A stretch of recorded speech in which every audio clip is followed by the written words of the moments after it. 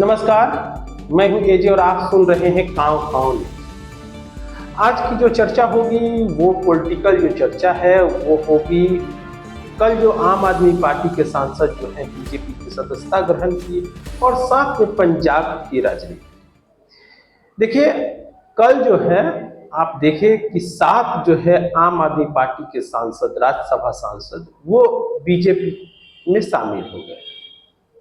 अब सवाल उठता है कि क्या इन पर दल बदलू कानून लागू नहीं होगा? बिल्कुल नहीं लागू होगा, क्योंकि दल बदलू कानून कहता है कि अगर किसी पार्टी के 2/3 सांसद या विधायक दूसरे पार्टी में शिफ्ट कर जाते हैं तो उन पर यह कानून लागू नहीं होगा। दूसरी बात रहती है, क्या अगर पार्टी खुद निकाल दे तो वो फिर दूसरे में जाके शामिल हो सकते हैं और उस पर भी दल बदलू कानून लागू नहीं होगा। आपको बता दें कि आम आदमी पार्टी ने इन सांसदों को निकाला नहीं था, लेकिन इनकी संख्या 2/3 है। देखिए, आम आदमी पार्टी के जो राज्यसभा सांसद हैं वो 10 राज्यसभा सांसद हैं, तो इसका 2/3 7 होता है। अगर 6 सांसद जाते तो बिल्कुल दल बदलू कानून लागू होता और इनकी सदस्यता चली जाती, लेकिन 7 जो सांसद हैं वो 7 के 7 बीजेपी में शिफ्ट कर गए, इसलिए दल बदलू कानून लागू नहीं होगा। अब आम आदमी पार्टी के जो राज्यसभा सांसद हैं वो 3 बच गए हैं। 3 कौन कौन बच गए हैं? तो जो बच गए हैं उसमें से एक प्रमुख है संजय सिंह, दूसरे जो है एनडी गुप्ता और तीसरे जो है बलबीर। एक्चुअली में बात करें कि बलबीर को भी, ये भी पंजाब से आते हैं, इन पर भी कहा गया कि इन पर भी दबाव बना कि आप भी शिफ्ट हो जाए। यानी कल जो बीजेपी में शामिल होने वाले राज्यसभा सांसद थे उनकी सदस्यता, उनकी संख्या कुल 8 होती, लेकिन ये टूटे नहीं और ये 7 आदमी जो है वो शामिल हो। पूरा घटनाक्रम हम आपको बताएंगे।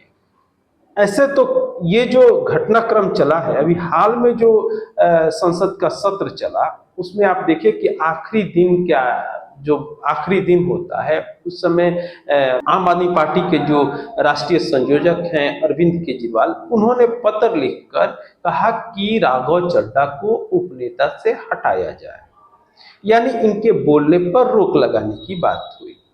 उपनेता से हटने के बाद निश्चित तौर पे इनको उतनी समय नहीं मिल पाती जितना इनको पहले मिलता था। क्यों ऐसा किया गया? आप देख सकते हैं कि बीते दिनों राघव चड्ढा कभी भी पार्टी की कोई बात नहीं उठाते थे। जो भी बात उठाते थे वो आम जनता का बिल्कुल उठाते थे, लेकिन पार्टी की जो बात है, पार्टी के हित की बात है, उनकी बात वो संसद में नहीं कर पाते थे। इसको लेकर हटाया गया। उसके बाद मित्तल को बनाया, लेकिन आपको बता दें कि मित्तल भी कल शामिल हो गए बीजेपी में। ये भी घटनाक्रम चला। आप 10 या 12 दिन पीछे जाएंगे तो आप देख सकते हैं कि उनके यहाँ भी रेड पड़ी थी ईडी की, और उसके बाद हो सकता है कहीं मिजाज बदला और ये भी शामिल हो गए कल। यानी 7 आदमी में जो शामिल हुए राघव चड्ढा के साथ, ये दूसरे जो उपनेता बने हुए थे मित्तल, वो भी बीजेपी में शामिल हुए। तो ये 3 आदमी बच चुके हैं। अब आगे की कहानी बताते हैं। एक्चुअली में राघव चड्ढा पर जो है वो पहले से भी नजर है आम आदमी पार्टी की, यानी अरविंद केजरीवाल की। खेल जो है वो थोड़ा सा पहले जाए तो वहां से शुरू होता है। आपको एक और भी घटनाक्रम बता दें कि आप देख सकते हैं कि लिक्कर केस में जब बात आई थी 2023 में, जब लिक्कर केस ओपन हुआ आम आदमी पार्टी पर, तो बहुत से जो विधायक थे और सांसद थे वो गिरफ्तार हुए, अरेस्ट हुए, जिसमें मनीष सिसोदिया गए, अन्य और भी, यहाँ तक अरविंद केजरीवाल भी गए, संजय सिंह भी गए। तो बात ये हो रही थी कि ये जो है ये सीधा तीर जा रहा था राघव चड्ढा के पास भी, तो ये भी कहीं इन पर, तो ये भी बताया जा रहा था कि ये जो ये लिक्कर केस वाले मामले थे वो राघव चड्ढा के पास भी जा रहे थे। शायद ये डर के ऐसा निर्णय लिए कि हम कुछ भी पार्टी के हित में नहीं बोलेंगे, और उन्होंने बोला भी नहीं। यहाँ तक कि अरविंद केजरीवाल जेल गए, जेल से बाहर निकल के आए, तब तक भी इन्होंने कुछ भी बयान नहीं दिए। एक बीच में और खबर आती है, आपको बता दें कि जब अरविंद केजरीवाल जेल में थे और हरियाणा का चुनाव था, तो आपको बता दें कि उस समय जो बात थी और ये लगभग तय हो चुका था कि कांग्रेस और आम आदमी पार्टी हरियाणा में गठबंधन बना के चुनाव लड़ने जा रही है। सारी बातें बिल्कुल साफ हो चुकी थी, सब चीज तय हो चुका था। तो फिर क्या फंस रहा था? सीट कि कौन कहां से लड़ेगा। तो इसको लेकर अरविंद केजरीवाल ने, चूंकि आम आदमी पार्टी के वो राष्ट्रीय संयोजक हैं, तो उन्होंने क्या किया कि राघव चड्ढा और संदीप पाठक को कांग्रेस से बातचीत करने के लिए भेजा।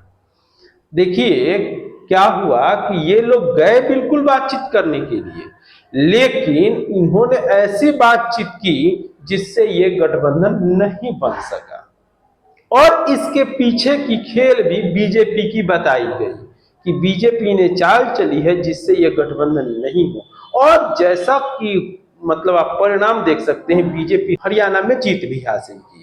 आपको बताएं कि इसमें उन्होंने बातचीत में क्या किया, उन्होंने उस सीट पर दावा किया, यानी आम आदमी पार्टी की तरफ से जो राघव चड्ढा और पाठक गए थे, उन्होंने उस सीट पर दावा किया जिस पर कांग्रेस कई वर्षों से जीतती आई है। लाजमी है कोई पार्टी नहीं देगी, और बात यहीं से हट गई। आप यहां से समझ सकते हैं कि बातचीत इनको करना नहीं था, कहीं ना कहीं बातचीत यानी इस गठबंधन को होने से रोकना था, और इसमें यह सफल हुए। क्यों रोकना था? क्योंकि वहां बीजेपी को आना था, और जैसा बीजेपी ने अपना एजेंडा बनाया, बिल्कुल उसमें वो सफल हो गए। कहानी वहां से फिर आगे बढ़ी। आगे बढ़ने के बाद आप देखिए कि अरविंद केजरीवाल जेल में भी थे, तो ये नहीं थे प्रदर्शन में, ये विदेशों में थे। हवाला दिए कि हम बीमार हैं तो आंख बनवा रहे हैं, वगैरह वगैरह जो कुछ है। आए और आने के बाद संसद में जो उन्होंने सवाल उठाई, आप देखिए कि पार्टी के तरफ से, पार्टी लाइन के तरफ से एक भी सवाल नहीं उठाए, केवल आम जनता और आम जनता के हितों की बात करते रहे। तो ये थी अभी की प्रकरण। अब जब उपनेता से हटा दिया गया, तब यहां से एक तरीके से सब चीज ओपन हो गया। राघव चड्ढा खुल के आए और सोशल मीडिया पर अपनी भड़ास निकाले। दोनों तरफ से एक तरह से वीडियो जारी हुआ, इधर से भी जारी हुआ, उधर से भी आम आदमी पार्टी के संजय सिंह ने पोस्ट किया, अतिशी ने पोस्ट किया, अलग अलग लोगों ने वीडियो पोस्ट करके इनका जवाब दिया। तो ये पक्ष प्रतिपक्ष चलते रहा। आगे अब घटना बताते हैं कि कल जो है, कल इन्होंने यानी मतलब राघव चड्ढा ने 7 मतलब 10 राज्यसभा सांसदों में से 7 जो है उनके राघव चड्ढा के साथ वो लोग बीजेपी का दामन थाम लिए। कहानी यही खत्म नहीं होती है, कहानी अब यहां से शुरू होती है।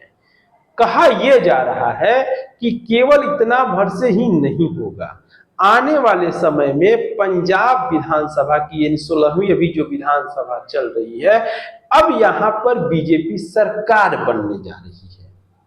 अब वो कैसे, थोड़ा समझिए। पंजाब में जो है वो 117 विधानसभा की सीटें हैं। सबसे ज्यादा जो सीट है वो आम आदमी पार्टी की है और वो 92 है। 92 जो सीट है वो आम आदमी पार्टी की है। दूसरे नंबर पे है इंडियन नेशनल कांग्रेस और उनकी जो है 18 सीटें हैं। इसके बाद तीसरे नंबर पर जो है वो शिरोमणि अकाली दल के जो है वो 3 है। चौथे नंबर पे बीजेपी है और उनकी विधायकों की संख्या 2 है, और अदर में 2 है जिसमें एक जो है भाजपा के और एक जो है निर्दलीय है। तो इस तरह से कुल 117 जो है वो विधायक है। कहा यह जा रहा है, अब आप सोच सकते हैं कि जहां जिसके विधायक 2 हैं वो अपनी सरकार बना ले, अपना मुख्यमंत्री बना ले, ये कैसे हो सकता है? बिल्कुल हो सकता है। ये जो राज्यसभा से सांसद बीजेपी में मिले हैं, अगर ढंग से बात करें तो इनका पंजाब में कोई जनाधार नहीं है।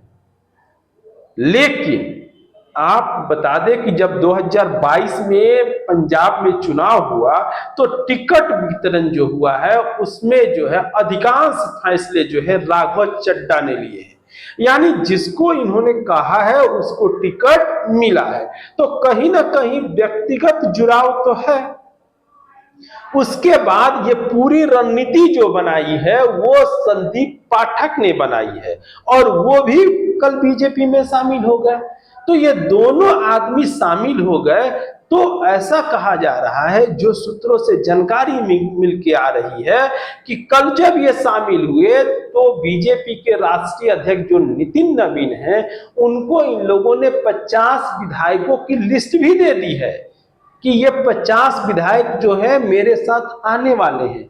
यानी खेल को आप समझ लीजिए कि ये जो 7 गए हैं, केवल इन 7 को नहीं देखिए, इनके साथ विधायक जो जुड़े हुए हैं। ऐसी खबर आ रही है कि कुल जो है 63 से 65 विधायक इनके साथ जाने वाले हैं। 92 में से 63 या 65 विधायक जाने वाले हैं। तो जब 92 से 65 विधायक जाएंगे तो 2/3 हो जाएगा, और 2/3 होने के कारण फिर इन पर जो है वो आपका क्या होगा, दल बदलू कानून नहीं लागू होगा। नहीं तो 50 के जो लिस्ट दिए हैं उससे आप देख सकते हैं कि सरकार वो बना लेते हैं। बात को समझिए, 117 जो है वो विधानसभा की सीट है, तो 117 में बहुमत का आंकड़ा हुआ 59, 59 सीटें चाहिए। आपको बताएं कि 50 सीटों के लिए लिस्ट जो है, 50 विधायकों की लिस्ट जो है वो राघव चड्ढा ने नितिन नवीन को सौंप दी है। 2 तो खुद बीजेपी के हैं, 2 अन्य भी हैं, और भी शिरोमणि अकाली दल से भी ये लोग ले सकते हैं। तो जैसे हो, यानी सरकार बनाने के लिए ये हैं। लेकिन दिक्कत क्या है कि 50 नहीं शिफ्ट कर सकते हैं विधायक, क्योंकि 92 विधायकों की संख्या है, तो 2/3 जो हुए लगभग 62 हुए। 62 विधायक जब होंगे तब आप क्या कर सकते हैं, 62 विधायक जो शिफ्ट करेंगे दूसरे पार्टी में, तब उन पर दल बदलू कानून नहीं लागू होगा। और इसलिए रुका हुआ है खेल जो रुका हुआ है, ये मतलब कि दल बदलू कानून पेच फंसा देगा। तो अभी आप देख सकते हैं कि बंगाल में चुनाव है, अब कुछ ही दिन में 4 मई तक तो रिजल्ट आ जाएंगे, 4-5 तक जो भी होगा सब साफ हो जाएगा। 4 को रिजल्ट आएंगे, 5 को क्या होगा, इसके लिए रुका हुआ है। इस बीच यानी 10 दिन मान के चलिए, 10 दिन के बाद से ये खेल बिल्कुल होगा। और आपको ये सुनने को मिल सकता है कि पंजाब में 2 विधायकों के साथ बीजेपी जो है वो सरकार बना ली। कैसे बना लिए, हमने आपको बताया कि लगभग 63 से 65 विधायक शिफ्ट करने वाले हैं। और जब 63 से 65 शिफ्ट करेंगे तो बहुमत के लिए केवल 59 चाहिए, और ये आसानी से वहां सरकार बनाने जा रहे हैं। अब भी अगर देख ले तो जिस सरकार में, यानी जिस पंजाब की बात करें, जिस पंजाब में बीजेपी के 2 विधायक हैं, वहां से आप देख सकते हैं कि 7 जो सांसद हैं वो बीजेपी के पास हैं। तो कुछ दिन में और चौंकाने वाले रिजल्ट आपको मिल सकते हैं। तो फिलहाल ये जानकारी छन के सामने आ रही है, सोचा आप दर्शकों तक हम साझा कर दें। फिर जैसे ही कुछ बात आएगी हम आपके पास हाजिर होंगे। तब तक हमें दे इजाजत, नमस्कार।